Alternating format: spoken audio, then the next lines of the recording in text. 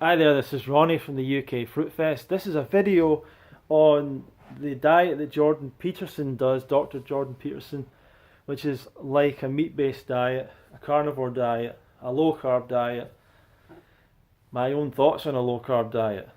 So maybe you're interested in that. Stick with the video. If you want to learn more about the raw vegan diet and fruitarianism, that's what I'm talking about most of the time. And there's an event called Fruitfest, all sorts of wonderful stuff that I can tell you about that. Carnivore diet, low carb diet, Jordan Peterson. So Jordan Peterson is one of the most famous, if not probably the most famous academic in the world right now. And he got famous because he was kind of protesting against the enforcement in Canadian law of, people of hate speech. If you were to call a transgendered person by the pronoun they didn't like, then that was going to be hate speech in the same kind of level as racism and stuff like that. So he kind of protested against that, and some videos went viral about him. And then people kind of from that started to see his lectures, and his lectures about all sorts of other things are really unbelievable. Like the way he breaks things down. He's got lectures about the Bible. He's been in a lot of debates about that. So he's become this like super famous academic. He wrote a book called The 12 Rules of Life, and I've not read that book, but that's the best-selling book in the last few years. It's absolute best-selling book, bigger than like. There's so many people that try and do these book launches and try and put loads of money into book launches. I don't think he put money into book launches. His book just went out there like huge, and he's really connected with an audience of people because he's basically saying we should be looking. We shouldn't look for happiness. We should look for purpose, responsibility, and that's going to be a better, like, he's kind of a conservative thinker about certain things, and some people like that. He's a bit anti-feminist and things like that, and for a lot of people that's a good thing. He's anti-Marxist, once again, a lot of people like that. So that's Jordan Peterson, right? Go and watch some of his stuff. I like a lot of his stuff. I've learned a lot from him, and I would like to learn more and continue to maybe read his book. I've not read his book yet, so yeah, he's good. Now, this guy, as smart as he is, as analytical a thinker as he is, as rational a person as he is doing, I think, the carnivore diet or something like that, where he's eating basically just meat. There's something funny about the carnivore diet. I just want to say this. A lot of the guys that do it long term, something happens to their voice. Like they start to talk like this, and you can hear it with Jordan Peterson. Like his voice is crackling, like, ah. And one of the other carnivore guys, his voice kind of crackles. Something happens to people's voices when they do that diet, or maybe they're just talking a lot, maybe they're shouting at people all the time. I don't know. Anyhow, he's doing that diet, right? And it kind of just goes to show, firstly, it doesn't matter how smart you are. It doesn't mean you're going to make the right choice when it comes to diet. This is a hard thing to get right. Getting diet right is a hard thing and a long journey.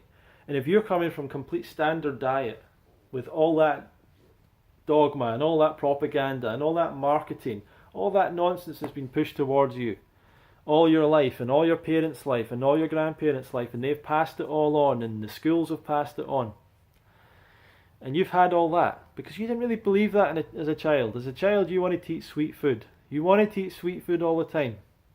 That's what fruit is. That's what you should have been eating. You wanted to do it. You've now conditioned yourself to eat savoury food for meals. But anyway, diet is a hard thing to work out, and it doesn't matter how smart you are. It really doesn't matter how much information you got access to, how many resources you got access to. The chances of you hitting the right diet very quickly are kind of small. But going from a conventional diet background, it sort of makes sense that he would have been struggling. He probably would have had issues with dairy in a big way, which a lot of people don't realise the impact of dairy is pretty severe. Sugar, potentially, he was having sugar, but I don't think sugar would have necessarily been a bad problem, but he would have been eating sugar in conjunction with other things that would have caused a lot of blood sugar issues and would have made him feel not that great. he potentially wasn't eating that much fruit. He potentially wasn't eating a lot of raw food in general, or raw vegetables. He might not have been eating a lot of nuts and seeds. He might have been eating a lot of salt, a lot of cooked foods. So just the wrong diet. And so if you make a change away from the wrong diet, you might get some kind of result. And his result that he was specifically looking for was in his mental health. So he's had suffered from depression, I think, and stuff like that. He's a psychologist. I don't know why a psychologist would suffer from depression. I would assume that they understand why it happens, and I don't know, maybe I'm wrong about that. He's super successful now. I don't know if that's helped him get out of his depression. I don't know. He was already pretty successful before that. I don't know. So, in saying all this,